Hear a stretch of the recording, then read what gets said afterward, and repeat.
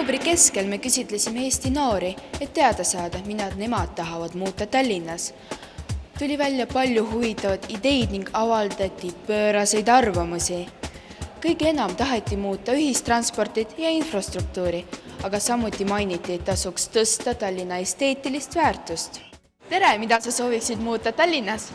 No sooviks, et Tallinna teed muutuksid paremaks, et see on väga suur probleem, et nagu vanemad autod kogu aeg lähevad katki, et Tallinna teed on selle süüks, et augud on igal pool.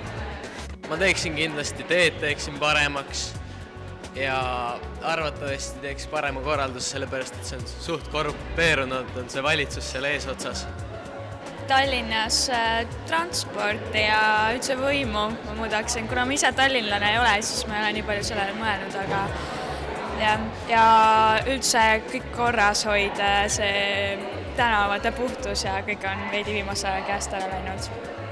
Sooviksin muuta Tallinnas, et tänavad oleksid puhtamad näiteks. Ma ei oskagi praegu midagi öelda. Võib-olla ühistransport võiks olla sõbralikum kasutajale ja võib-olla ka odavam. Ma arvan, et võiks olla rohkem näiteks prügikaste. Mitte tavalisi, vaid siuksed ilusad. Sooviksin muuta Tallinna linnavalitsust ja linnakorraldust üleüldiselt, et võiks olla uus juhtkond Tallinnas. Kuna ma sõidan väga palju ühistranspordiga, siis võib-olla see võiks natuke parem ja kvaliteetsem ja kiirem olla. Ma ei tea, kõik on okei. Esimene probleem, ühistransport. Suurem osa komplikatsioone on seotud korrapäratute sõidugraafikute, busside vähesuse ja marsruutide läbimõtlematusega. Olukorra parandamiseks võib ette võtta antud muutusi. Igas peatuses tuleb paigaldada elektrooniline tabloo, kus saab näha busside saabumisaegu ning hilinemisi.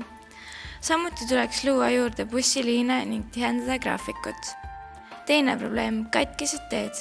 Olukord nii auto kui ka kõnniteedega on muret tekitav. Teed on auklikud ning kohati läbimatud. Kui neid korda ei tehta, lõhub see autosid, busse ning ohustab ka jalakäijate tervist. Situatsiooni parandamiseks tuleb korralikumad ehitajad palgata, kes teeks tööd nii, et see kestaks rohkem kui 10 aastat. Ilmnes, et Tallinna linnas on hulgaliselt probleeme, mis nõuavad kiireid lahendusi. Mured olid erinevatest valdkondadest. Osa olid pragmaatilised ning praktilise suunitlusega. Teised aga vaimsed, kunstilised.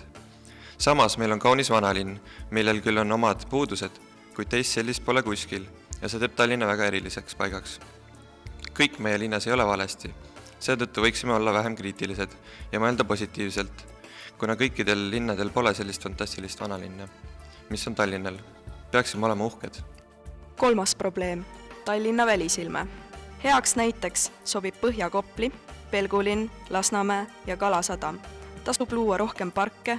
Tallinna linnas on liiga vähe rohelust. Peab olema rohkem hästi valgustatud parke, milles on võimalik veeta vaba aega. Park peab olema esteetilise ning kultuurilise väärtusega. On soovitatav, et pargiansambel oleks välja peetud ühes stiilis. Mustad ja räpased tänavad. Tallinna tänavad, eriti Balti jaama piirkonnas, on täis mustust ja sodi. Kuna Tallinnas on ka tööpuudus probleemiks, võib luua sotsiaaltöökohti ning neid tänavaid koristama panna. Selleks, et prügi enam maha ei loobitaks, tuleks paigaldada veel rohkem prügikaste. Mida teie sooviksite muuta Tallinnas? No kõigepealt, mis puudutab noori, kuna töötan koolis, siis hiljuti viidi läbi uurimus, mille järgi siis tuleb välja, et ligi 20% noortest on tarbinud või tarbib narkootikume, siis on see ilmselgelt suur probleem, millest igapäevaselt võib-olla ei räägita ja sellega ei tegeleta ja peaks leidma erinevaid viise siis selleks, et noored tegeleksid võib-olla rohkem meelepäraste huvialade ja hobidega, et see oleks neile rohkem kättesaadavam.